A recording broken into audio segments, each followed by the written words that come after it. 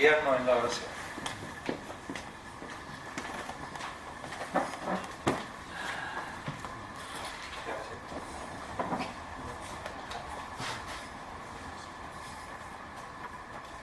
Gracias. Espíritu Santo.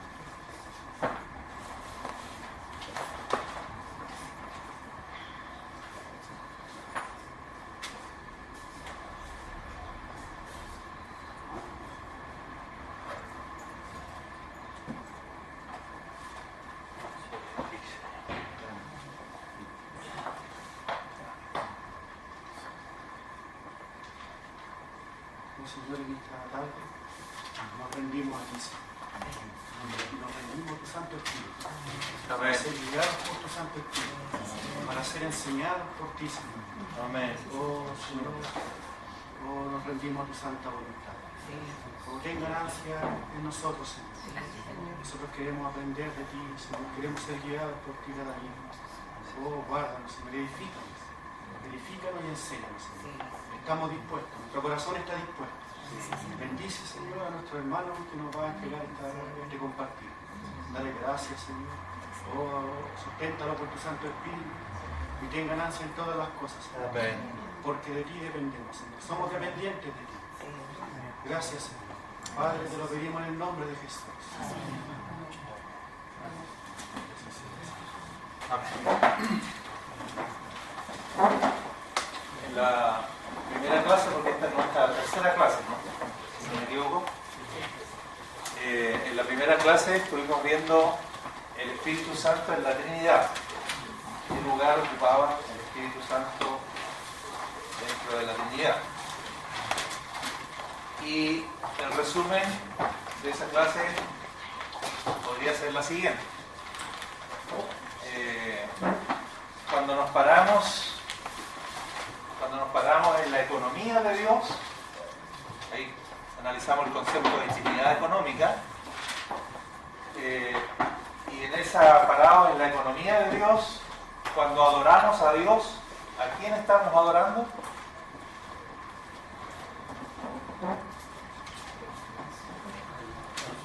Repito, si nos establecemos en la economía de Dios y estamos adorando a Dios basados en la economía de Dios, ¿a quién estamos adorando? Al Padre. Porque solamente el Padre es llamado Dios en la economía de Dios. ¿Ya? Y si adoramos al Señor Jesucristo, lo tendríamos que adorar como, porque lo podemos adorar al Señor Jesucristo en la economía de Dios, pero lo adoramos como Señor. Y al Espíritu Santo lo podemos mencionar, pero no queda claro ahí en la economía de Dios, no queda claro si Él es Dios. Pero por lo menos lo podemos mencionar, porque así aparecen los textos siempre mencionados junto al Padre y junto al Hijo. Pero ahora si nos paramos en la inmanencia de Dios, no en la economía de Dios, sino ahora en la inmanencia, eso quiere decir en lo que Dios es en sí mismo, en lo que Dios es en esencia, entonces ahí cuando adoramos a Dios, ¿a quién estamos adorando? Al Padre, Hijo y al Espíritu Santo. Al Padre, al Hijo y al Espíritu Santo. ¿Sí? Porque no le salió rápido a usted, ¿eh? ¿Ya? Pero si nos paramos en la inmanencia de Dios, entonces ahí no solo el Padre es Dios, el Hijo también es Dios y el Espíritu Santo también es Dios. Y no que son tres dioses, sino que son el mismo Dios. O sea, el Padre es el Dios, el Hijo es el Dios, es ese mismo Dios, y el Espíritu Santo es el Dios, ese mismo Dios. ¿Por qué es un solo Dios? Porque la sustancia es una sola, la esencia es una sola, la naturaleza divina es una sola. Pero en esa esencia que es una sola hay tres personas, Padre, Hijo y Espíritu Santo. Eso fue lo que hicimos en la primera clase, distinguir entre Trinidad económica y Trinidad inmanente. Ahora, la Biblia habla fundamentalmente en el más del 90%, habla de la Trinidad económica, o sea, de cómo Dios se nos manifestó en su economía, donde ya dijimos que solo el Padre aparece como Dios, el Hijo aparece esencialmente como Señor y el Espíritu Santo es mencionado, no mayormente revelado. La pregunta es, ¿cómo sabemos que en la inmanencia los tres son Dios? Ya hemos visto entonces que obviamente si el Padre es Dios en la economía, con mayor razón lo es en su inmanencia. Y del Hijo alcanzamos a ver, porque hay varios textos, alrededor de 7 a 10 textos, donde Jesucristo es llamado explícitamente Dios. Y no solo es llamado Dios, sino que es llamado el Dios. El Dios, el único Dios verdadero. El texto predilecto para eso fue 1 Juan 5b, donde Juan da testimonio de Jesucristo diciendo, este es el verdadero Dios, refiriéndose a Jesucristo. Este es el verdadero Dios. Lo que hicimos a partir de la segunda clase, que vamos a continuar hoy día, y permita el Señor que la terminemos hoy día, tiene que ver cómo demostramos que en la inmanencia de Dios, el Espíritu Santo también es Dios y es el Dios. Porque pudiera ser que sea Dios, pero sea un segundo Dios o un tercer Dios y haya más de un Dios. El dogma de la Trinidad lo que intenta establecer es que Padre, Hijo y Espíritu Santo son el mismo Dios. Entonces, desde la clase anterior, que fue la segunda clase, estamos tratando de probar la divinidad del Espíritu Santo. Y la clase pasada tocamos 2 puntitos para empezar a despejar, porque dijimos que echamos de menos en la Escritura referencias explícitas a la deidad del Espíritu Santo. Está dicho, pero está dicho indirectamente, ¿no? O usamos la palabra implícitamente. Se puede inferir, pero por lo menos a mí me habría gustado que hubiese quedado más explícitamente dicho en la Biblia, como sí está dicho del Padre y como sí está dicho del Hijo. Pero entonces estamos siguiendo ahora un camino para probar la divinidad del Espíritu Santo, ciertos pasos, para que en la suma de todos estos argumentos que vamos dando, nos quede claro que el Espíritu Santo también es Dios y es el Dios. Y para eso en la clase pasada dimos 2 pasos. El primero fue responder la pregunta, ¿qué significa que Él sea llamado la tercera persona de la Trinidad? ¿Y cuál fue la conclusión? ¿Cuál fue la conclusión que sacamos de eso? ¿Qué significa que el Padre es la primera persona, que el Hijo es la segunda persona y que el Espíritu Santo es la tercera persona?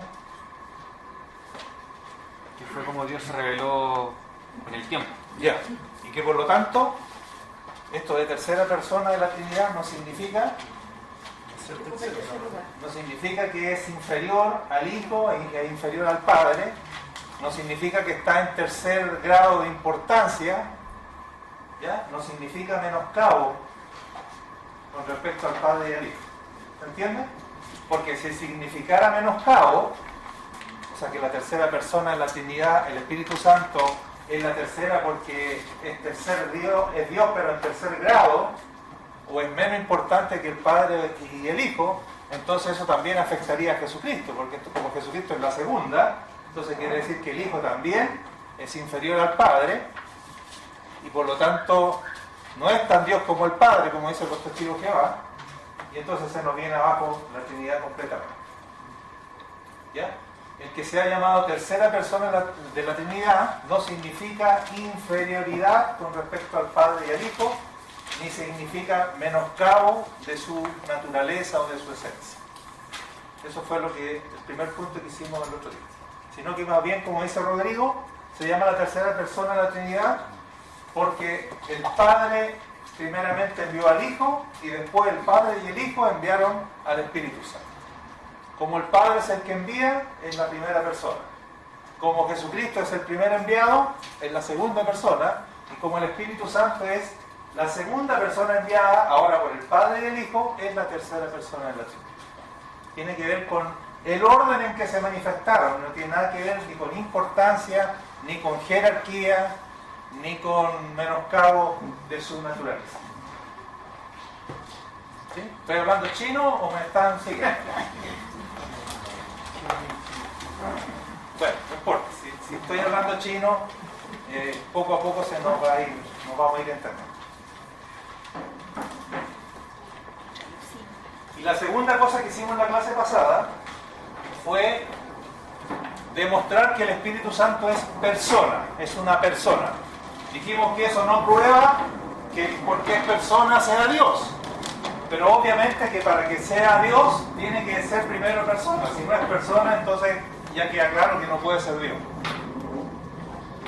Y entonces vimos que aun cuando no hay ningún texto que diga así explícitamente el Espíritu Santo es una persona, vimos todos los textos, una tremenda lista que ustedes llevaron para la casa y que la semana la estuvieron repasando porque no alcanzamos a leer todos los textos acá. Y ustedes quedaron absolutamente convencidos de que el Espíritu Santo de Dios es una persona. ¿Sí? ¿Sí? No iba a alcanzar el ojo porque no alcanzaba a ver mucho. Ya. Entonces usted como no tocó hoja ese día, pero como alumno bien interesado, él inmediatamente le pidió a uno de sus compañeros la hoja para fotocopiarla. Con todo vetado, nadie lo chutó. Yo le decía leer. Muy bien. ¿Repasaron? Ah, pero su esposa tenía hojas. ¿No? Ahí tenía. No tenía idea, la tenía tan guardada. Cuando se acuesten juntos, pueden estudiar la Biblia juntos también, pues si no es solo para eso, hermano. Ah, no. ¿No? También pueden orar juntos y leer la Biblia. Amén. ¿Repasaron los textos de que el Espíritu Santo es persona, es una persona? ¿Cuáles fueron lo que demostramos con la Escritura para inferir o para establecer que el Espíritu Santo es persona? ¿Cuál sería el resumen? Por causa de los que no estuvieron.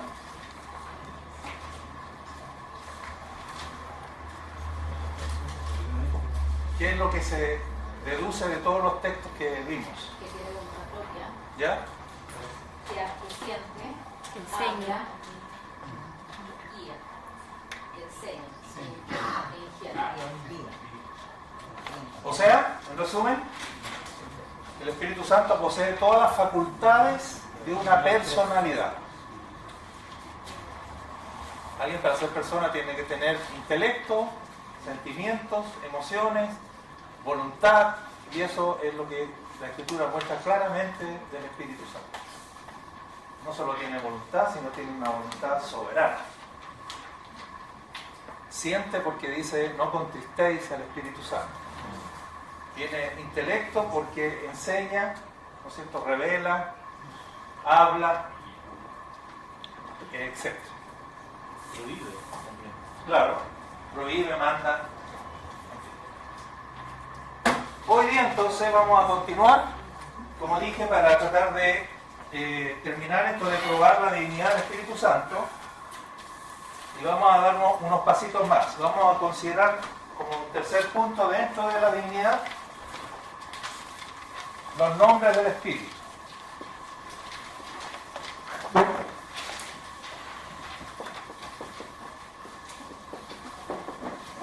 Y ustedes aquí ayúdenme. ¿Cuáles son los nombres principales con que la Escritura llama al Espíritu Santo o lo menciona? Consolador. Ya.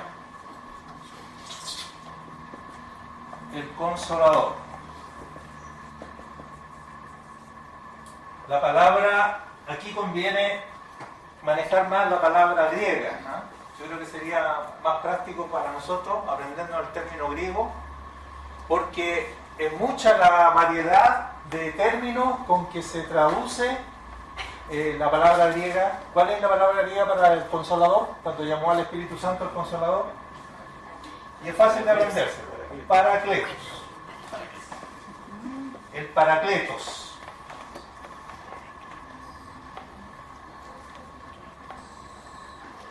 ¿Por qué? Porque en la Reina Valera se traduce Consolador. Pero si ustedes tienen otras versiones y me ayudan ahí a leerla, en la otra se traduce abogado. Este mismo término paracleto. Abogado, ayudador, intercesor. Y no sé si hay otro más por ahí. Entonces, son muchas la variedad de términos con que el término griego paracleto se ha traducido. Y de hecho, me parece a mí que la más pobre es traducirlo consolador, que es la que tenemos en la Reina Valera. Porque el consolador para nosotros es uno que consuela. Pero el término es mucho más completo. La idea es que el Espíritu Santo, como el Paracleto, es maestro, es uno que guía, es uno que ayuda, es uno que intercede, que nos defiende, y obviamente que también nos consuela, pero es mucho más que un consolador. Ya, ¿qué otro nombre? ¿Quién es el que lo reveló como el consolador en el Nuevo Testamento?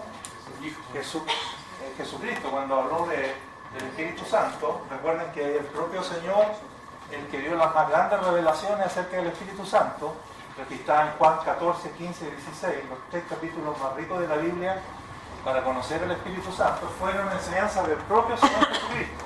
Y Él lo llamó el Paracleto, y dijo el otro Paracleto. O sea, queriendo decir, Él va a ser tal como lo que yo he sido para ustedes hasta aquí, Él va a ser el otro consolador. Un consolador de la misma especie que yo. Así que para tener una idea de lo que implica la palabra consolador o paracleto, habría que pensar qué fue Jesús para los discípulos. Porque eso mismo es el Espíritu Santo para nosotros hoy. ¿Qué otro nombre? Obviamente el más común, con el cual es llamado más veces, Espíritu Santo. Más de 90 veces en el Nuevo Testamento, 90 o 60, se me olvidó un poquito. Hay entre 90 o 60, no me acuerdo cuál de los dos, es llamado en el Nuevo Testamento Espíritu Santo. ¿Cuál más? Los más comunes. Espíritu de Dios. Espíritu de Dios, muy bien. Espíritu de Dios. ¿Otro? Espíritu de verdad. Exactamente. Jesús lo llamó Espíritu de verdad.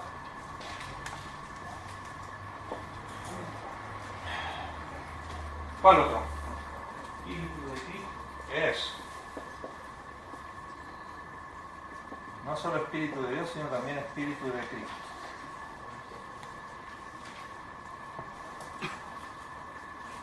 Ya, parece que esas son las principales.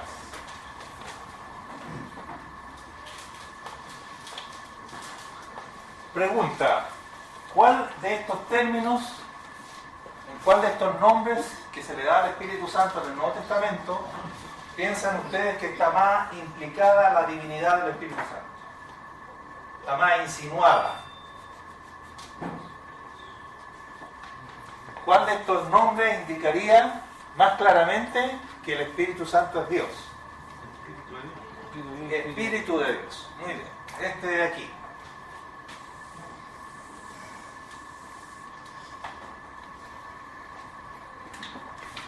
De todos los nombres, entonces, con que el Nuevo Testamento menciona al Espíritu Santo, sería el nombre Espíritu de Dios, el que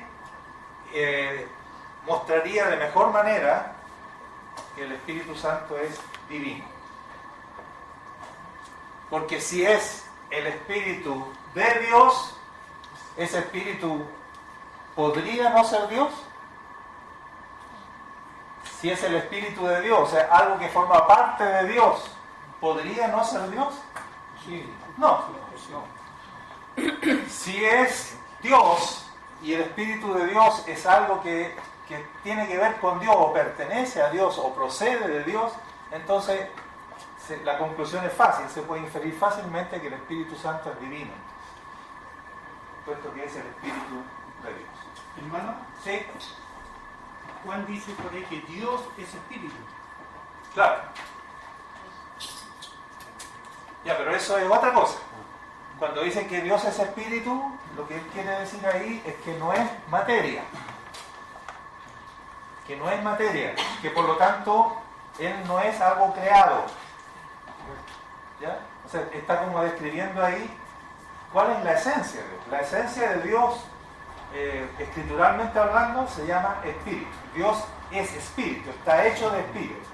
Ahora, surge como una dualidad, porque si el Espíritu Santo es espíritu y Dios es espíritu, pareciera así simple vista, hubieran dos espíritus, porque Dios es espíritu y el Espíritu Santo también es el espíritu de Dios, dice él. Claro. Sí, ¿Cómo lo interpreta eso? pareciera una dualidad, pero le acabo de explicar. O sea, cuando se está afirmando que Dios es espíritu, lo que se quiere decir es que no se nos vaya a ocurrir a nosotros que Dios pueda hacer materia. ¿Ya? Ahora, fíjense que en la Reina Valera, cuando dice Dios espíritu, espíritu está con mayúscula. ¿Y por qué lo pone con mayúscula? Aun cuando en el original no hay ni mayúscula ni minúscula, pero yo estoy completamente de acuerdo que la Reina Valera lo haya puesto con mayúscula. Porque sí hay espíritus que son creados. Por ejemplo, los ángeles son espíritus y nosotros tenemos espíritus. Entonces, nosotros también podríamos decir somos espíritus. Aunque no somos espíritus, pero nosotros también tenemos espíritu, por lo tanto somos espíritus. Pero este es un espíritu con minúscula porque es un espíritu creado, lo mismo los ángeles. Por eso me parece que está bien que diga Dios es espíritu y ponga espíritu con mayúscula, para que entendamos que estamos hablando de un espíritu único, increado, eterno, divino, El Espíritu celestial. Santo también se pone con mayúscula. Claro, pero ese bueno. Una consulta que aquí es lo más probable que yo tenga la confusión. Es que Dios al ser espíritu implicaría que no tiene forma. No necesariamente. Eso es. Significa que no es materia. Eso es lo que tenemos que quedarnos con lo que pretende decir esa afirmación. O sea, no confundas a Dios con ninguna materia creada. Pero no significa que no pueda tener forma. Cuando la palabra habla que Dios tiene mano es en un sentido metafórico, ¿no es cierto? Claro, metafórico. Tiene ojos, dice O se dice antropomórfico. O sea que Dios hace las veces como si fuera una persona humana para que nosotros lo entendamos. Habla de sus ojos, de sus oídos, buscar su rostro. Pero ahí podemos pensar que en el reino espiritual donde se mueve Dios hay formas. Como en el Claro. mundo material hay formas. Sí. Entonces también no podemos decir que Dios no tiene forma.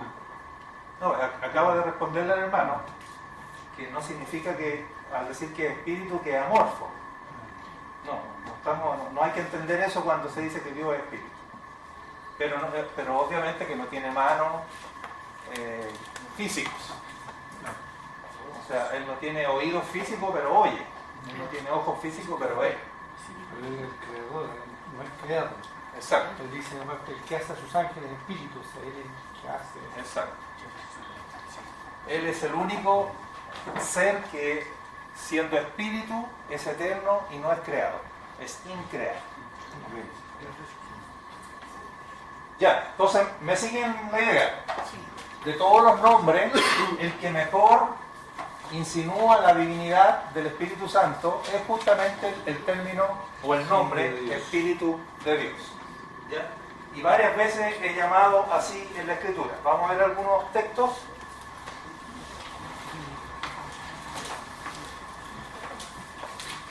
Bueno, podríamos hacer un paralelo también acá. El Hijo es llamado en la Escritura también de muchas maneras, ¿no? Lo conocemos como Hijo del Hombre,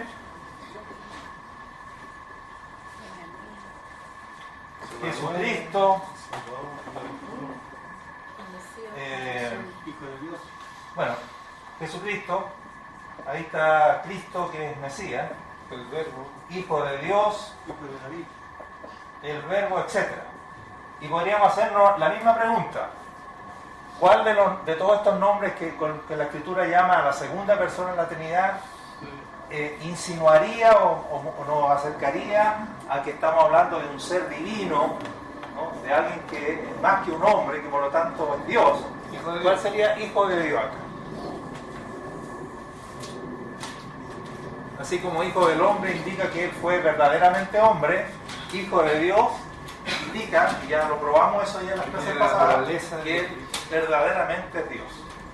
De la misma manera entonces acá, viendo los nombres del Espíritu Santo ahora, el nombre Espíritu de Dios es el que nos indicaría más, de todos esos nombres, que nos acercaría más a revelarnos de que el Espíritu Santo es Dios. Hermano Rubén, Sí, sería mucho más molestia que yo no asistí a las clases teológicas, pero sí, cuando estuve en el Instituto Teológico, un profesor nos explicó en cuanto a la palabra que tiene que decir que hijo, para refutarle a los testigos de Jehová que es un hijo, que no es un ser creado. Entonces, él nos dio la explicación y dice, se me olvidó, pero hay una explicación teológica para explicar eso. ¿Para explicar Cuando qué? el término que no es ser creado, porque cuando dice que es hijo de Dios, da la idea de que fue creado por Dios Padre. Entonces, ¿usted tiene una explicación para eso? Sí, pues ya lo vimos en la clase de Pues pasada. si no lo pudiera dar. No, que hay varios textos donde él es llamado el Dios. No llamado hijo de Dios, sino llamado, derechamente llamado, explícitamente, directamente llamado, él es Dios. 20. No hijo de Dios, sino Dios. Con alcance, las clases están grabadas y que después la pizza las va a entregar, no sé, 5.000 pesos, 5.000 pesos.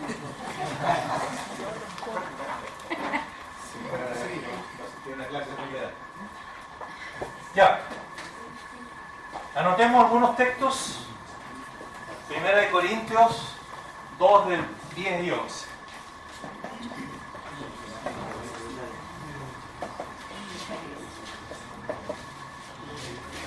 Luego 1 Corintios 3, 16.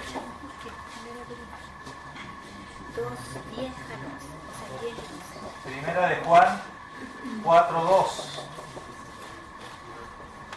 Y Apocalipsis 3, 1.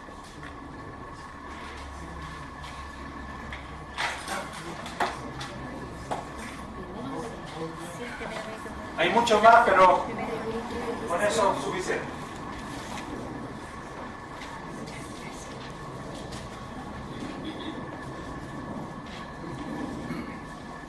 Recuerden que les di una estadística que Jesucristo es llamado Señor alrededor de 700 veces en el Nuevo Testamento. En cambio, llamado el Espíritu de Dios, llamado como o sea, el Espíritu Santo llamado como Espíritu de Dios, no deben ser más de 10 textos en el Nuevo Testamento. Hermano, Sí. que los mesiánicos nos atreven a nombrar al Señor como el Señor Jesucristo, que lo nombran como el Mesías o Dios. Es que la palabra Cristo significa Mesías. Entonces cuando ellos están diciendo que Él es el Mesías, están diciendo que Él es el Cristo. Ellos le dan otro significado. ¿Ah? Ellos le dan otro significado. ¿A Cristo? Ellos dicen que aquí es cabal. Entonces nos atreven a nombrar el nombre de Dios. Ya, no sabía eso, digo. Yo sabía nomás que no se atreven a mencionar el tetragrama, el nombre de Dios en el Antiguo Testamento, que nosotros lo vemos, la Reina Valera lo traduce como Jehová. Eso no mencionan ellos. Y en vez de decir, cuando llegan al tetragrama, en vez de decir Jehová o Yahvé, como dice la Biblia Católica, ellos dicen el Eterno o dicen Adonai. Hashem. Entonces, pero es para como una especie de respeto, para decir que Dios es indecible. Entonces toman otro nombre, porque Adonai también es un nombre divino, o el Eterno es otro de los nombres con que es llamado Dios, y lo reemplazan por eso. Nosotros somos más patúos y decimos Jehová.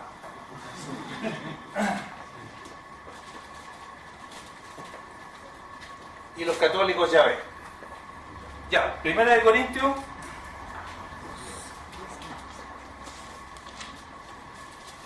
capítulo 2, versículos 10 y 11.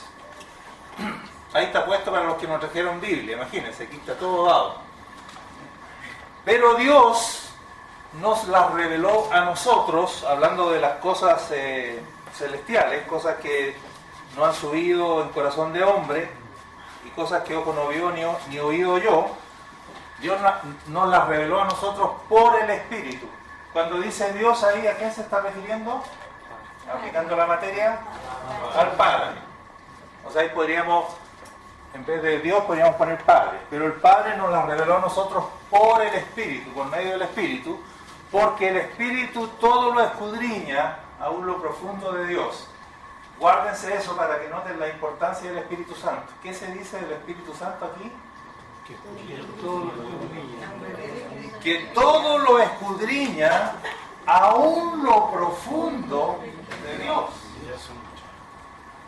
Se puede decir el espíritu de revelación. El Espíritu es el único que conoce las cosas de Dios. Interesante. Por lo tanto, Él nos las puede iluminar, revelar a nosotros, porque Él conoce lo que está diciendo. Por eso parte con esto. El Padre nos las reveló a nosotros por el Espíritu. ¿Por qué por el Espíritu? Porque el Espíritu todo lo escudriña, aún lo profundo de Dios. Porque ¿quién de los hombres sabe las cosas del hombre sino el Espíritu del hombre que está en él? Aquí está hablando del Espíritu del hombre. Así tampoco nadie conoció las cosas de Dios sino el Espíritu de Dios. Y aquí llama al Espíritu Santo Espíritu de Dios. El Espíritu de Dios está tan ligado a Dios que Él conoce completamente a Dios y conoce todas las cosas de Dios. Él es el Espíritu de Dios.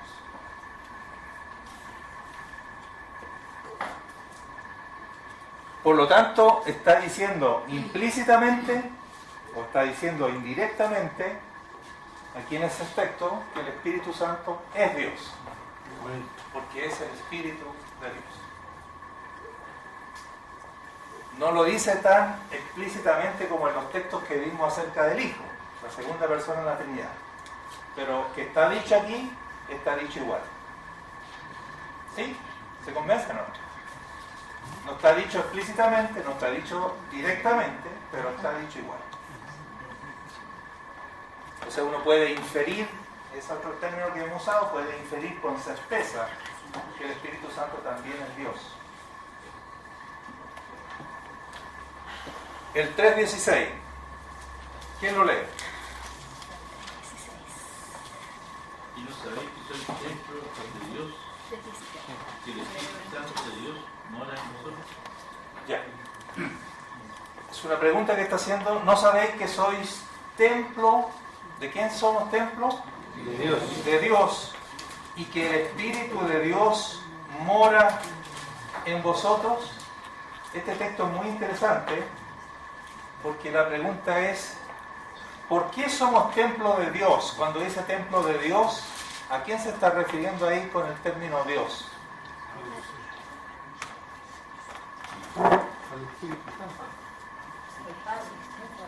Claro, entonces supongamos que es el Padre. Entonces supongamos que dice, porque somos templo del Padre, que por medio del Espíritu, porque ¿cómo es que somos, si se está refiriendo con el término Dios al Padre, ¿cómo que el Padre mora en nosotros? Porque nosotros somos templo del Padre. Entonces, si somos templo del Padre, quiere decir que el Padre mora en nosotros. Luego la segunda parte del texto diría, ¿cómo es que el Padre mora en nosotros?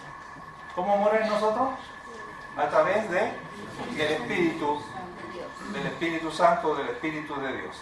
Esa es una posibilidad, pero la otra posibilidad, que ustedes la dijeron inmediatamente, que cuando dice templo de Dios, con el término Dios se está refiriendo al Espíritu Santo. Porque acto seguido dice, ¿no sabéis que soy templo de Dios y que el Espíritu de Dios habita en ustedes? O sea, ¿por qué somos el templo de Dios? Porque el Espíritu de Dios mora en nosotros. Por lo tanto, el Espíritu Santo es Dios. Porque antes ha dicho que somos templo de Dios. ¿Y por qué somos templo de Dios? Porque el Espíritu de Dios mora en nosotros. Pero otra vez no estamos seguros si con el término templo de Dios se está mencionando al Padre o con la expresión templo de Dios está mencionando al Espíritu Santo. Solo que la segunda frase, y el Espíritu de Dios mora en vosotros, parece indicar que por templo de Dios se está refiriendo al Espíritu Santo. ¿Les da esa impresión o no? ¿Con cuál de las dos se quedan? Porque templo de Dios, Dios ahí es el Padre o el Espíritu Santo. Por la segunda parte del texto da la impresión que templo de Dios ahí se está refiriendo al Espíritu Santo. Así que este sería un texto que no es todo lo claro que quisiéramos, pero pudiera ser un texto bastante cercano para demostrar que el Espíritu Santo es Dios. Porque pareciera que Pablo está diciendo, ustedes son templo de Dios porque el Espíritu de Dios mora en ustedes. Así que si el Espíritu de Dios mora en ustedes, ¿quién mora en ustedes? Dios. Parece que esa es la lógica.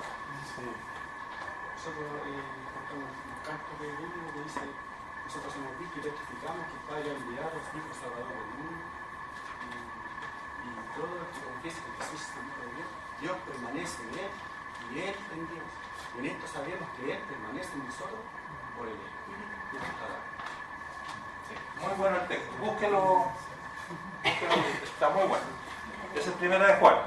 14, 23. ¿Ah? 14, 23. El que me ama, mi palabra guardará, y mi Padre le amará, y vendremos a él y haremos morada con él. Ya, pero ahí está hablando de que va a venir el Padre y el Hijo, van a venir a morar en nosotros cuando recibamos el Espíritu Santo. Ahí está claro que es por medio del Espíritu. Pero este otro texto que está diciendo el hermano, que debe estar en Primera de Juan,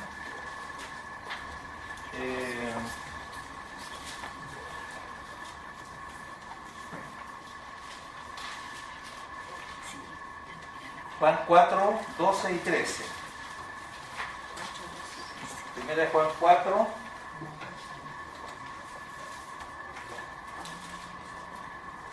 12 y 13. Dice, nadie ha visto jamás a Dios. Si nos amamos unos a otros, Dios permanece en nosotros y su amor se ha perfeccionado en nosotros. Ahora, en esto conocemos que permanecemos en Él y Él en nosotros, en que nos ha dado de su Espíritu.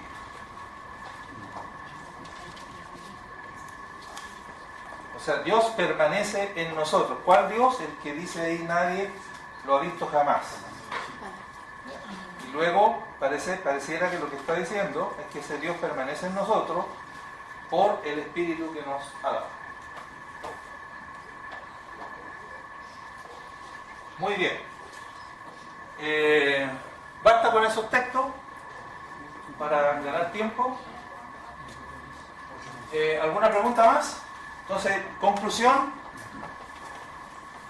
Le sumamos que los dos puntos anteriores, que el hecho que se ha llamado tercera persona en la Trinidad no significa inferioridad ni menoscabo con respecto al Padre y al Hijo.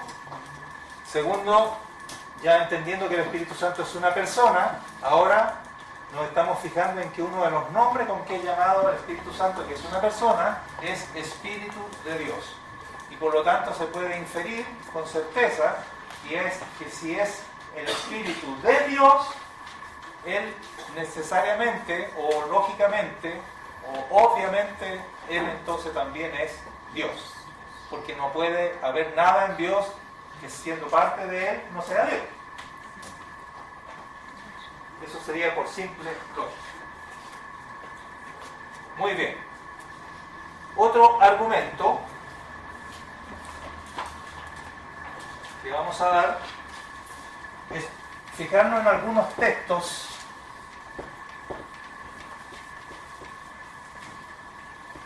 no nombres, sino textos. Otros textos donde la divinidad del Espíritu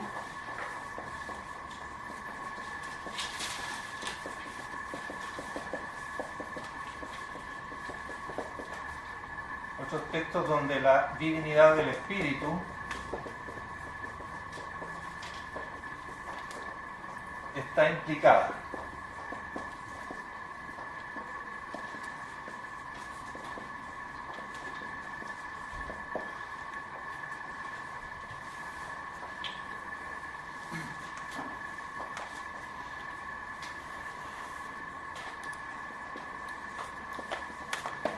Mateo 28, 19.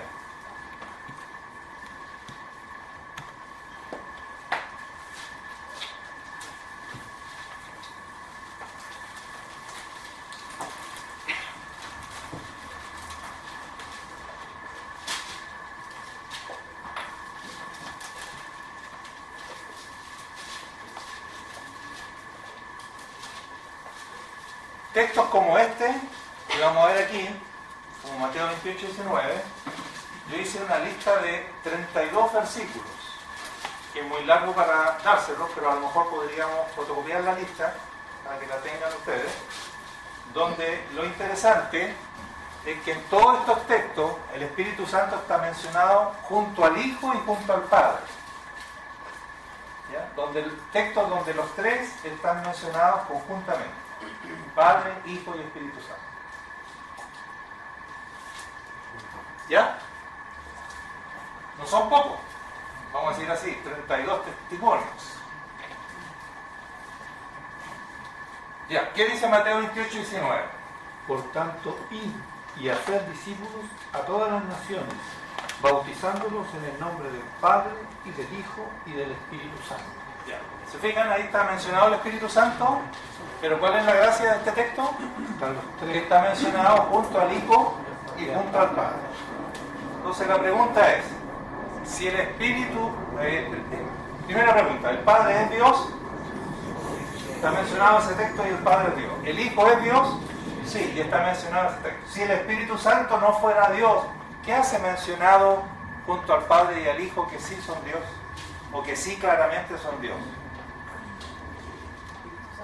Sería imposible si no fuera. Entonces, no pega que aparezca algo mencionado junto al Padre que es Dios y junto al Hijo que es Dios, y que aparezca una tercera cosa mencionada, porque los testigos de Jehová ni siquiera es persona, sino que es una cosa, es una energía, una fuerza, bueno, que hace una cosa que no es persona mencionada junto al Padre y al Hijo. Entonces, ahí, aunque no lo está diciendo explícitamente que el Espíritu Santo es Dios, está implicado que es Dios porque está mencionado junto al Padre y al Hijo que sí son Dios y que sí son personas. O sea, hay tres cosas que están, o dos cosas que están implicadas en estos textos. Que el Espíritu Santo también es persona, así como el Hijo y el Padre, y la otra cosa que está implicada es que también es Dios, porque está mencionado junto al Hijo y junto al Padre. Si no fuese Dios, entonces uno tendría el derecho a preguntar, ¿qué hace esa persona ahí metida si no es Dios? ¿Qué les parece si el texto dijese bautizando en el nombre del Padre, del Hijo y del ángel Gabriel? Uno dice que hace el ángel ahí junto al Hijo y junto al Padre. ¿Qué hace una criatura mencionada ahí frente a dos personas que son increadas? ¿Captan el argumento? Entonces no calza. No calza meter ahí en esa Trinidad, no calza meter un ángel ni un hombre, o que digan el nombre del Padre, del Hijo y de Pablo. No calza. Bueno, así como este texto, donde el Espíritu Santo está mencionado siempre junto al Padre y junto al Hijo, en distinto orden, a veces el Espíritu primero, a veces el Padre primero, a veces el Hijo primero, a veces el Padre al último, etc.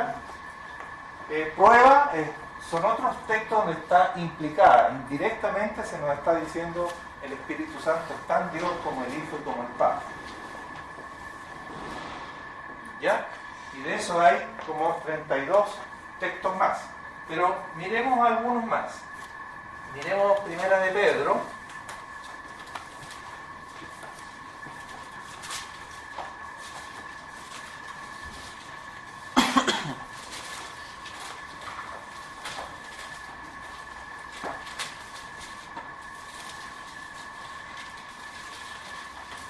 Uno, dos.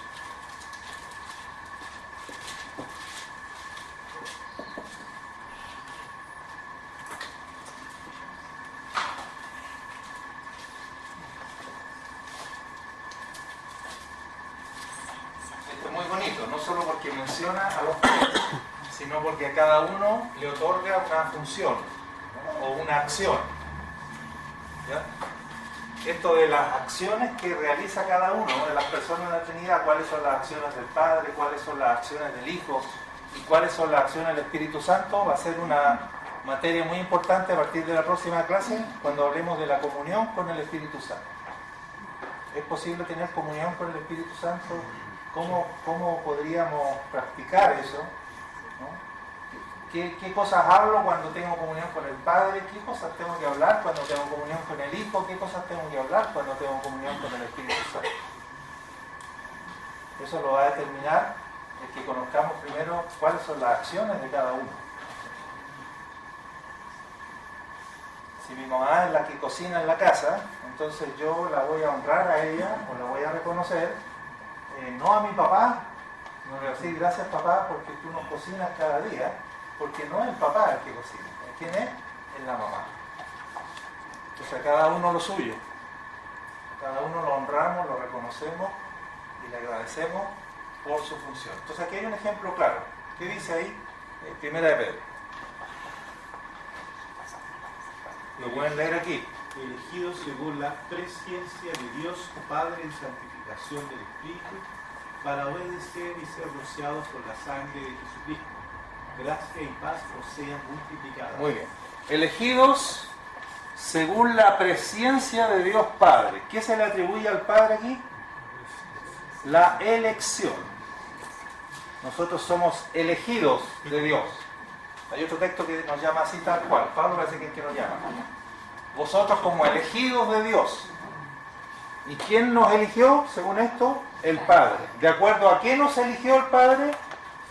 Según su presciencia. Según su presciencia, el Padre nos eligió. Y Efesios le va a agregar a ese texto, nos eligió antes de la fundación del mundo. Así que saquen pecho, aleluya, felicítense uno a otro y digan, el Padre me eligió o me escogió, que es un sinónimo, antes de la fundación del mundo según su presciencia. Romanos dice, a los que antes conoció. Y ese antes es antes de la creación, es antes de la fundación del mundo. ¿Ya? ¿Qué hizo? A los que antes conoció, ¿qué les hizo además? Antes de la fundación del mundo. Todo esto, los predestinó, o sea, les fijó un destino. A esto que yo conozco desde antes, yo les voy a fijar un destino. ¿Cuál es ese destino, según Romanos 8? Ser conformado a la imagen de Jesús. O sea, a ustedes el destino que les tengo preparado es que lleguen a ser semejantes a mí. No solo que sean hijos de Dios, porque Jesús es hijo de Dios y nosotros también somos hijos de Dios, sino que lleguemos a tener la estatura del Hijo de Dios, que lleguemos a ser conformados. Así que no saques pecho totalmente porque eres hijo de Dios, sino que tienes que sacar pecho en que te vayas pareciendo al Hijo primogénito. No podemos conformarnos solo con el hecho que somos hijos de Dios, sino que la pregunta o el desafío que está por delante es ¿qué tanto estamos siendo conformados a la imagen de Dios? ¿Qué tanto nos estamos pareciendo al Hijo primogénito? El que dice que permanece en Él debe andar como Él anduvo. Hay otro texto de Juan que dice, así como Él es en el mundo, o sea, refiriéndose a cómo fue el Señor en el mundo, así nosotros somos en este mundo también. Ahora nos toca a nosotros ser Jesucristo aquí en la tierra. Con su porte, con su estatura, con su dignidad, con su conducta, con su santidad, etc. Ese es el desafío que tenemos. Así que, bueno, con sus padecimientos y con todo. Muy bien. Luego, aquí está clara la función del Padre entonces. Elegidos según la presencia en santificación del Espíritu. ¿Y qué acción se le atribuye al Espíritu Santo aquí? La santificación. Así que al Espíritu Santo lo reconocemos y de ahí por eso se llama Espíritu Santo. Porque una de sus funciones será santificar. Ese Espíritu que es santo, cuando mora en nosotros, nos comienza a santificar. Su influencia en nosotros nos santifica. Entonces al Espíritu le atribuye la santificación.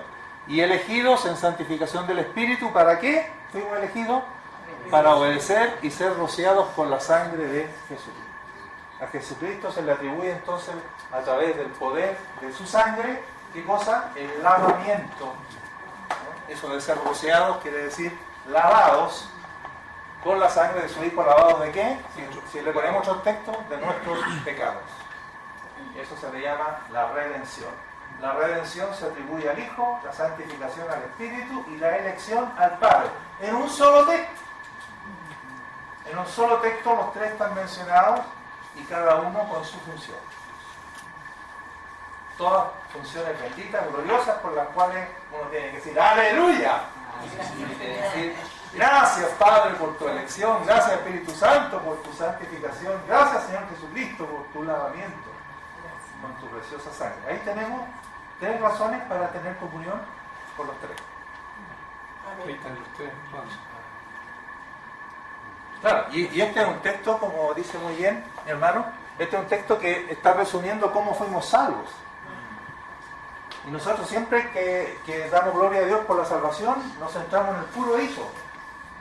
La pregunta es, ¿habríamos sido salvos sin la santificación del Espíritu? ¿Y habríamos sido salvos sin la elección del Padre? Entonces, cuando damos la gloria a Dios por nuestra salvación, tenemos que necesariamente bendecir al Padre, al Hijo y al Espíritu Santo. Dar la gloria al Padre, al Hijo y al Espíritu Santo. Dar la gracia al Padre, al Hijo y al Espíritu Santo. Cada uno hizo algo en nuestra salvación por la cual hoy día estamos. Pero nosotros, como les dije la vez pasada, que parecemos más solo Jesús que trinitario, nosotros nos centramos en demasía en el Hijo, o exclusivamente en el Hijo. Hay denominaciones que le dan énfasis al Espíritu Santo. Exacto. Lo veneran, lo adoran al Espíritu Santo. Sí. Yo antes los criticaba porque yo decía, ellos están desequilibrados, hasta que me di cuenta que nosotros también estamos desequilibrados. Así que ahora me quedo callado y lo que estoy tratando de hacer es reequilibrarme. Porque nosotros tenemos que ser trinitarios. Como dije, somos cristocéntricos. Eso sí, cristocéntrico porque la Escritura es cristocéntrica. Pero no solo Jesús. Y nosotros parecemos más solo Jesús que Trinidad. Eso es un pelambre para callado que no cree. Bueno, así como este, hay como 32 textos más que vamos a hacer el acuerdo. ¿Se puede? Sí. ¿Ya? Entonces vamos a repartirlo eso. Como ustedes son muy buenos alumnos y estudiantes, los van a leer, se los van a saborear y van a quedar maravillados de cómo en tanto texto de la Escritura los 3 aparecen mencionados. Incluso con esos textos ustedes pueden hacer una listita. ¿Cuáles son las acciones del Espíritu Santo que están mencionadas ahí? ¿Cuáles son las acciones del Hijo que están mencionadas? ¿Cuáles son las acciones del Padre que están mencionadas? Y después de eso nos podemos largar a tener comunión con los 3. Hermano, pero ahí hay que hacer una separación. En cuanto a qué relación tiene eso, en cuanto a la creación, en cuanto a la salvación. Claro. Algunos son con respecto a la creación, otros son con respecto a la salvación, otros son cosas distintas. con respecto a la vida de la iglesia. Por ejemplo, Corinto dice, menciona al Espíritu con los dones, a Jesucristo con los ministerios y al Padre con las operaciones. Eso tiene que ver con la vida de la iglesia, pero ahí están los 3. Y cada uno tiene su lugar. Los dones tienen que ver con el Espíritu Santo, los ministerios con el Hijo y las operaciones con el Padre. Y así. Es así que los textos son para gozarse y disfrutarlos. Y ahora, como les dio hambre, vamos a hacer un break.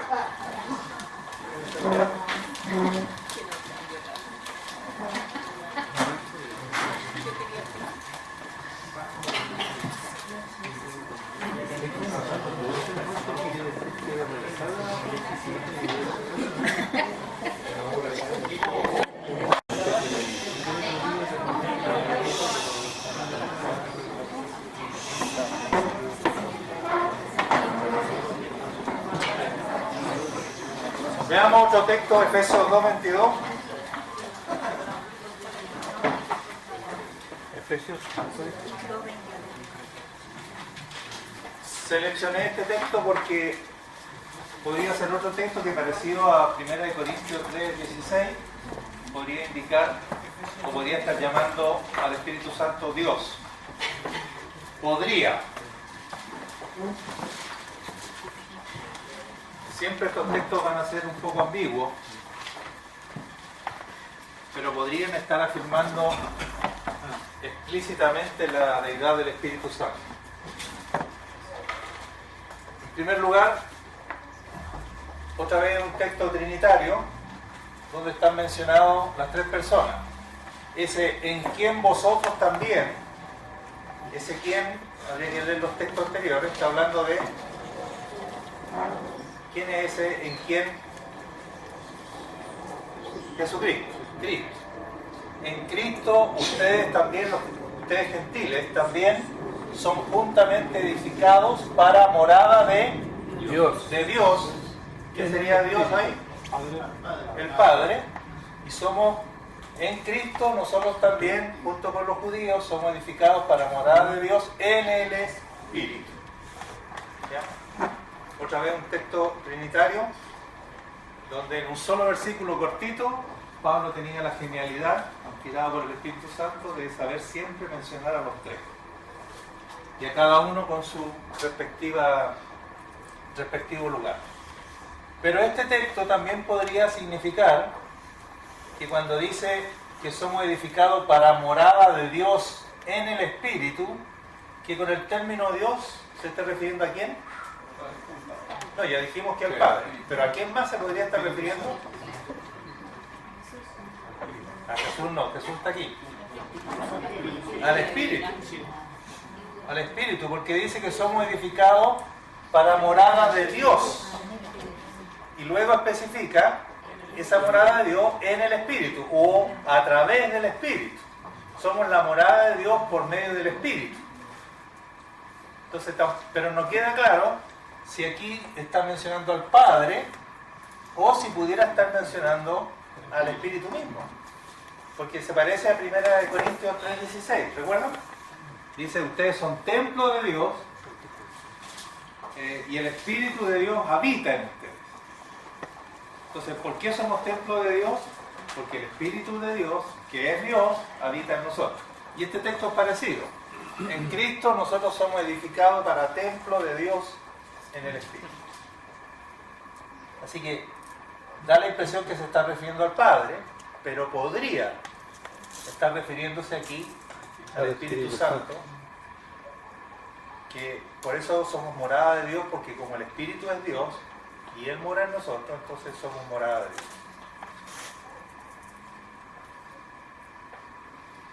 Y en ese mismo orden, veamos Hechos capítulo 5,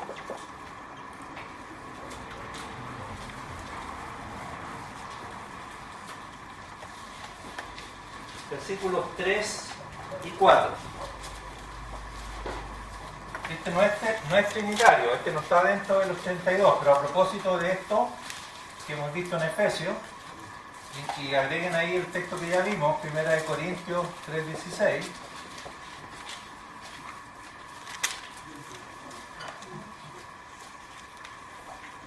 Miren qué interesante es este texto. El momento cuando Ananías miente respecto a la cantidad de la heredad vendida, ¿no? ¿Se acuerdan de eso? Le dice Pedro, Ananías, ¿por qué llenó Satanás tu corazón para que mintieses a quién? Al Espíritu Santo. Al Espíritu Santo y sustrajeses del precio de la heredad. O sea, claramente en este versículo le está diciendo que Ananías había mentido al Espíritu Santo. El siguiente texto, junto con el 3, ahora para que noten el contraste, sigue hablándole Pedro y le dice, reteniéndola, no se te quedaba a ti y vendida no estaba en tu poder, ¿por qué pusiste esto en tu corazón? No has mentido a los hombres, sino a Dios. En el versículo 3 le dice que mintió al Espíritu Santo, y en el versículo 4 le dice que mintió a Dios. Entonces, otra vez, ¿cómo interpretamos eso? Lo que está diciendo es que como el Espíritu Santo es Dios, si mintieron al Espíritu Santo, mintieron a Dios. O lo que le está diciendo es, al mentir al Espíritu Santo, le mientes a Dios, porque el Espíritu Santo es el representante de Dios, una cosa así. Y aquí se estaría refiriendo al Padre. ¿Se fijan? ¿Qué impresión le da este texto? Mentir al Espíritu Santo es mentir a Dios porque el Espíritu Santo es Dios o porque el Espíritu Santo representa a Dios. El Espíritu Santo es Dios. Aquí da la impresión, a mí por lo menos, no sé la opinión de ustedes, me da la impresión de que aquí está haciendo equivalente al Espíritu Santo con Dios. Mentir al Espíritu Santo es mentir a Dios, porque el Espíritu Santo es Dios. En el texto de Efesios no me queda tan claro. Ahí pareciera que por Dios se entiende el Padre. Pero aquí me parece claro, al igual que este de 1 Corintios 3:16. cuando nos llama templo de Dios, porque el Espíritu de Dios mora en nosotros. Claro, porque es la misma persona la que está diciéndolo, pues Pedro. Y Pedro Sí. primero le dice, ¿por qué le miente al Espíritu Santo? Claro. Y después le dice, porque le habéis mentido a Dios. Está Exacto. hablando de la misma persona. Claro. Entonces está haciendo equivalente a Dios con el Espíritu Santo. Pero también podría ser que estuviese refiriéndose a Dios Padre en la segunda. Sí. Sí. Eso estamos diciendo que estos textos tienen ese poquito de ambigüedad que a nosotros nos gustaría que fuera más claro, pero de todas maneras estos textos son bastante cercanos a lo que queremos probar. Mano, ¿en las otras traducciones se lee igual? ¿Se entiende igual? Sí, me imagino. Me imagino que la idea es la misma.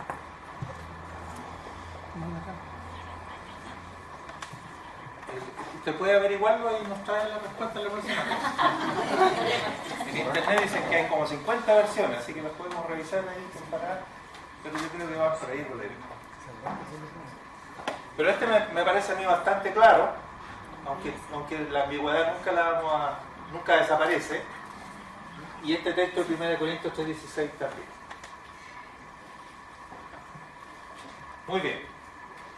¿Alguna pregunta? Entonces sumemos los argumentos que hemos dado. El hecho que es la tercera persona en la Trinidad no indica inferioridad o menoscabo de su persona con respecto al Padre y el Hijo. Hemos demostrado que el Espíritu Santo es persona. Hemos demostrado que de todos los nombres que tiene el Espíritu Santo, el nombre Espíritu de Dios, el que más mostraría o indicaría su divinidad. Y todos estos textos donde aparece junto al Padre y al Hijo ejerciendo la labor de creación o de salvación o de redención, que son obras netamente divinas y que no hay otra explicación que para esos textos que entender de que ahí está, los tres son Dios y los tres por eso están actuando. Si el Espíritu Santo no es persona, no podría estar participando, y si no fuese Dios, no podría, por ejemplo, estar creando.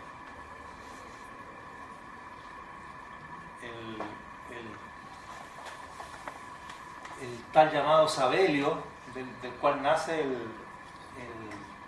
los testigos de Jehová, digamos, la doctrina nace con Sabelio por allá. Ellos decían no solo que Jesucristo era creado, decía Sabelio, sino que la primera criatura que creó Jesucristo era el Espíritu Santo. O sea, el Hijo era creado y el Espíritu Santo era creación del Hijo.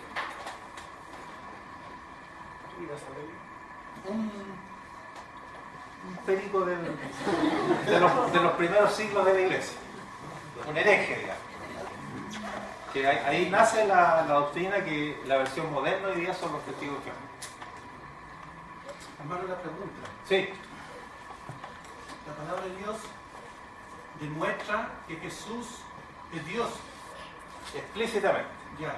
Ahora, la palabra de Dios trata de demostrar que el Espíritu Santo es Dios. Es que eso es lo que estamos haciendo. Y lo que, Es que no, en ninguna parte no menciona eso. eso es lo que he dicho en todas estas clases, hermano. No estoy diciendo lo que estoy diciendo. No trata de demostrar que el Espíritu Santo sea Dios. O sea, no trata de demostrar. no. Pero sí en cuanto al Hijo, sí lo demuestra. Lo dice. Pero no quiere dar la demostración en cuanto al Espíritu, que es Dios. Sí, no, yo digo que lo hace, pero no de una manera tan explícita como lo hace con respecto al Padre y al Hijo, pero que en estos textos, a mi modo de ver, es suficiente evidencia para que nosotros entendamos que Él es tan Dios como el Hijo y como el Padre. Es lo mismo, por ejemplo, cuando la Escritura nunca va a demostrar de que Dios, ¿cómo es Dios? Sino que lo da por hecho, lo da por sentado, lo muestra una realidad. Es Dios. Su En existencia. ninguna parte trata de demostrar de que cómo es Dios, de dónde es Dios, cómo se origina. Sí. No, aquí tenemos que usar más la palabra, más que demostrar, es revelar.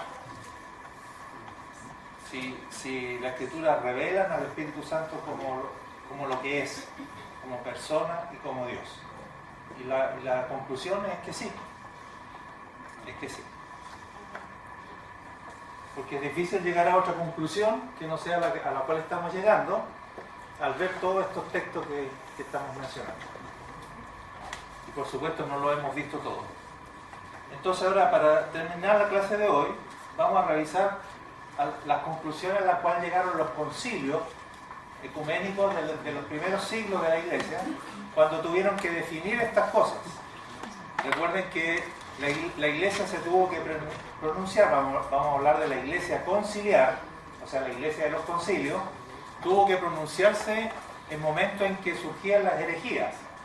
Por ejemplo, lo primero que se puso en duda fue la divinidad de Jesucristo, porque para todo el mundo era evidente que Jesús era hombre, porque habían estado con él y no había ninguna duda de que era hombre. Lo que estaba en duda es si ese hombre era Dios. Y entonces surgieron las primeras herejías cristológicas, y el primer concilio, el concilio de Nicea, en el 325, se tuvo que pronunciar, y entonces ellos declararon, a mi modo de ver correctamente, de que Jesucristo no solo era verdadero hombre, sino que también era verdadero Dios. Y así, vamos a ir mirando entonces cómo la Iglesia se tuvo que pronunciar, vamos a decir así, presionada por la herejía, para definir estas cosas que hoy día creemos. Nosotros hemos tratado de demostrarlas por la Escritura. Pero como conclusión, para que ustedes tengan también lo que los concilios de la primera iglesia, o de la iglesia de los primeros siglos, concluyó respecto de estos temas, de la deidad del Señor Jesucristo y de la divinidad del Espíritu Santo. Entonces, la hermana secretaria, ¿dónde está? ¿Va a cumplir su ministerio la hermana? Una hojita para cada uno. Ustedes pueden, por aquí, sacan una y la corren, ¿ya? Saquen una y la van corriendo para la otra vez. ¿Sí? Dele, ¿no? Hay otro versículo que no sé si era la misma línea, ¿Ya? porque habla del Señor. Y este que dice, el Señor es el Espíritu. Y donde está el Espíritu de Dios, el Señor está. Sí. Permiso. Ya. Guarda ese texto para una de las declaraciones aquí que vamos a leer del concilio.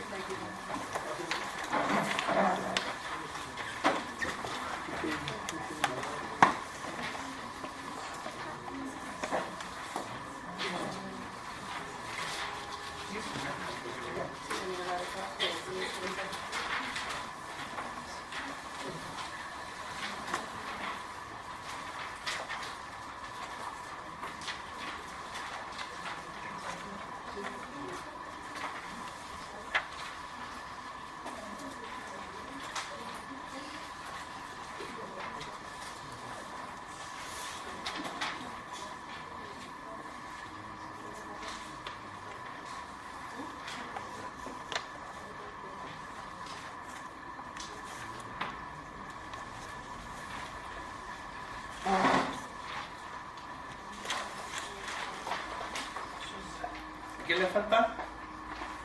¿Todos tienen? Y mi hermano cuando hace la tarea siempre trata de quedarse sin no. Entrégasela a mi hermano. Estaban discutiendo eso porque repártanle uno a cada uno.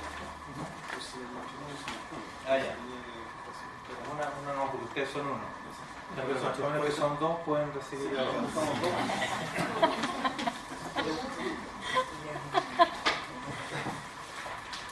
Bueno, acá también pueden recibir uno, porque como ella es la única que estudia, puede ser uno. No, todo esto se lo digo porque lo quiero. Ya, leamos. Si los modos de ser de las personas divinas en la Trinidad económica fuesen los mismos y únicos que en la Trinidad inmanente, es decir, si esto de que la Trinidad económica solo el Padre es Dios, el Hijo es Señor y el Espíritu Santo es mencionado nomás, si eso correspondiese a la realidad inmanente, o sea, fuese igual en la realidad inmanente que en la realidad económica, entonces la doctrina de la Trinidad carecería de fundamento bíblico, y todo aquello que los concilios ecuménicos de la Iglesia antigua elaboraron en relación a la Trinidad no sería más que elucubraciones filosóficas. Porque en efecto, si bien es cierto que las declaraciones trinitarias de los primeros concilios de la Iglesia comienzan con las afirmaciones acerca de la Trinidad económica, tal como es presentada en el Nuevo Testamento y especialmente como es presentada en el texto de 1 Corintios 8:6, sin embargo, no es menos cierto que los concilios, apenas terminan de mencionar la posición de las personas en la Trinidad económica, inmediatamente pasan a describir la realidad de ellas en la Trinidad inmanente. Esto es lo que quiero que ustedes se fijen ahora al mencionar lo que los concilios declararon. Siempre van a partir por la Trinidad económica y basado especialmente en el texto de 1 Corintios 8:6, que como es probable que no se acuerden, ¿alguien léalo por favor? Solo hay un Dios, el Padre. ¿Ya? Ya, bueno, para nosotros, sin embargo, solo hay un Dios, el Padre, del cual proceden todas las cosas, y nosotros somos para Él, y un Señor Jesucristo, por medio del cual son todas las cosas, y nosotros por medio de Él. Ya. Ese texto, por aquí parten las declaraciones conciliares, basándose en ese texto. ¿Qué dice ese texto? Que para nosotros hay un solo Dios, y dice el Padre. Entonces la pregunta es, ¿y el Hijo no es Dios? ¿Y el Espíritu Santo no es Dios? Pero ahí dice Pablo que para nosotros hay solo un Dios, el Padre, y un Señor, y ahí menciona al Hijo, pero lo menciona no como Dios, sino como Señor, y un Señor Jesucristo. Y al Espíritu Santo ni lo menciona en ese texto. ¿Ya? Entonces, teniendo ese texto en mente, veamos en primer lugar el Concilio de Nicea, 325 después de Cristo. ¿Qué siglo estamos ahí? Siglo IV. Cuarto. Esto es lo que concluyó el concilio. Comillas. Creemos en un Dios. ¿A quién llama solamente Dios el concilio? El Padre Omnipotente, hacedor de todas las cosas visibles e invisibles. Y en un Señor Jesucristo, el Hijo de Dios, engendrado del Padre, unigénito. O sea, todo lo que está dicho hasta ahí, que no está con negrita, no está en las letras destacadas, es Trinidad económica y está basado en 1 Corintios 8:6. ¿Sí? ¿Lo ven claramente? Sí. Porque reconoce como Dios solo al Padre, y el lugar que le da al Hijo, ¿cuál es? Señor. Que es Hijo de Dios, pero Señor, engendrado al Padre unigénito. Pero a partir de esta declaración, entonces fíjense cómo sigue ahora, y uno nota ahí que se pega un salto para pronunciarse respecto del Hijo, que ya no es Trinidad económica, sino que ya es cómo es el Hijo en la Trinidad inmanente. Y dice, es decir, porque es engendrado del Padre, es decir, de la naturaleza del Padre. Esa declaración es muy importante, porque está diciendo que el Hijo es de la misma esencia del Padre, es de la misma naturaleza del Padre, y por lo tanto es Dios de Dios, luz de luz, verdadero Dios de verdadero Dios, engendrado, no hecho, de una sustancia con el Padre. La palabra griega para de una sustancia, homousia. Homo en griego es igual o lo mismo, ¿ya? De una sustancia con el Padre, por quien fueron hechas todas las cosas.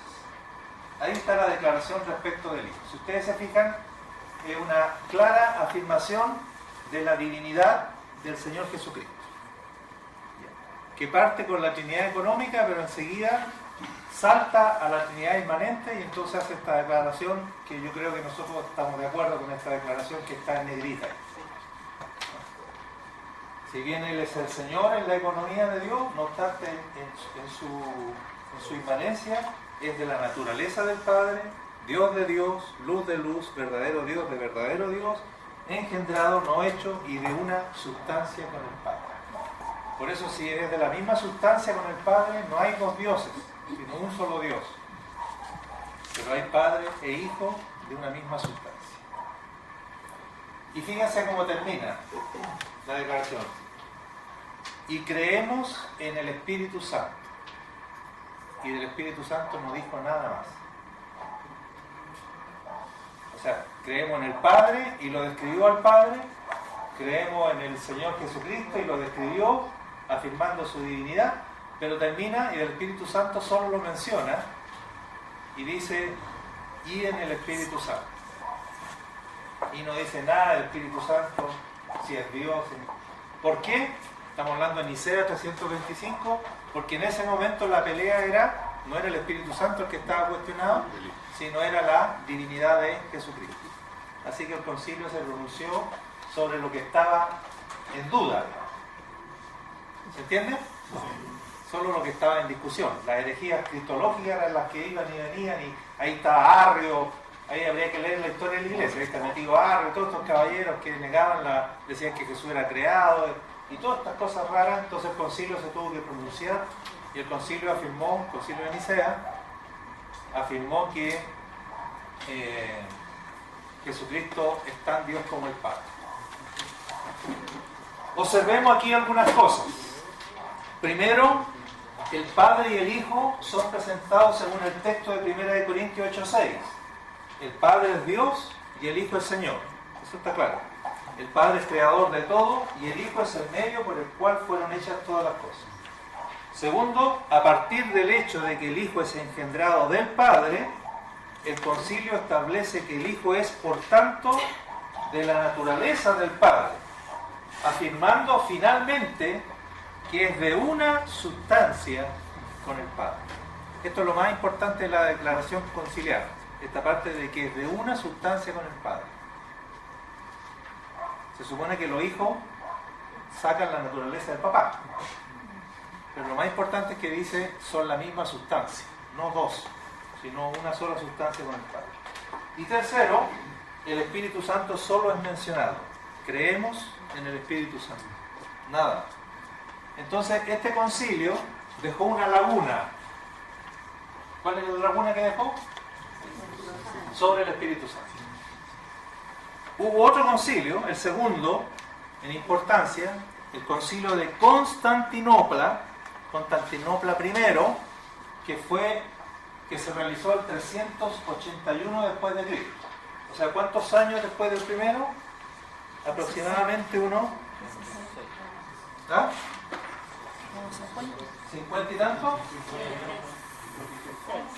Como 50 y tantos años después del de Nicea, se junta otra vez la iglesia conciliar, y ahora en un segundo concilio, Constantinopla I, va a pronunciarse, y esta vez va a completar la laguna, porque la vez anterior no hubo necesidad de decir nada del Espíritu Santo, ahora sí hay necesidad de hacerlo y lo va a hacer. Este concilio pretendió suplir la laguna neumatológica de Nicea. La palabra neumatológica se refiere al espíritu, que en griego la palabra espíritu es neuma. ¿Ya? Entre paréntesis, de ahí viene en castellano la palabra neumático. ¿Ya? ¿Por qué se llaman neumáticos los neumáticos? Porque están llenos de aire. ¿Ya? Y entonces espíritu, aire son sinónimos. ¿Ya? Neuma en griego.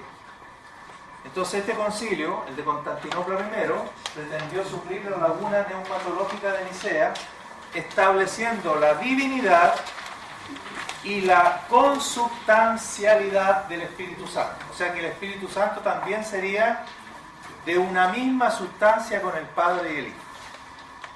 ¿Ya? Con esta ampliación neumatológica, la doctrina sobre Dios se hace realmente trinitaria. Comillas, esto dijo el concilio de Constantinopla. Creemos en un solo Dios, Padre Todopoderoso, Creador del cielo y de la tierra y de todo lo visible e invisible. Y en un solo Señor, Jesucristo, el unigénito Hijo de Dios. Hasta ahí es Trinidad económica, basada en 1 Corintios 8:6, igual que en Nicea. Y ahora puse en negrita cómo ahora entra a establecer la divinidad del Hijo, que ya lo había hecho en Niceo, pero este concilio lo está repitiendo. O sea, está confirmando el concilio anterior, y en este punto no hay cambio. Y entonces dice de Jesucristo que es Dios de Dios, luz de luz, Dios verdadero de Dios verdadero, engendrado, no creado, de la misma naturaleza del Padre, por quien todo fue hecho, que por nosotros los hombres y por nuestra salvación bajó del cielo, y por el Espíritu Santo se encarnó de la Virgen María, y se hizo hombre, y por nuestra causa fue crucificado en tiempos de Poncio Pilato. Padeció y fue sepultado y resucitó al tercer día según las Escrituras y subió al cielo y está sentado a la derecha del Padre y de nuevo vendrá con gloria para juzgar a los vivos y a muertos y su reinado no tendrá fin. ¿Estamos de acuerdo? ¿Dicen amén eso? ¿Lo firman también ustedes o hay alguna parte que esté hereje? ¿Cómo que el concilio de Maipú? Claro, para confirmar los otros concilios. Si no pasa por aquí, quedan. Lo declaramos herejes. Ahora en negrita lo que dice este concilio sobre el Espíritu Santo. Creemos en el Espíritu Santo, Señor y dador de vida. No lo llama Dios aquí. Parece que no les dio el cuero para llamarlo Dios derechamente, pero lo llama Señor y dador de vida. Entonces la pregunta es, ¿en qué se inspiraron para llamarlo Señor? Creo yo, no lo he averiguado, porque no estaba en ese tiempo, no soy tan viejo. No lo he averiguado, pero sospecho que llaman al Espíritu Señor por el texto que ya no había citado aquí el hermano. ¿Cuál es, hermano? Segunda de Corintios, ¿qué más? 3:17. Veámonos.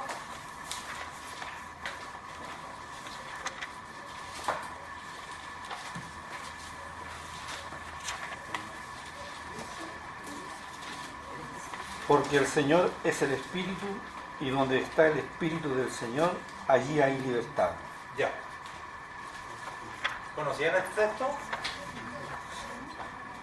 Porque esto es la Escritura, no es el concilio.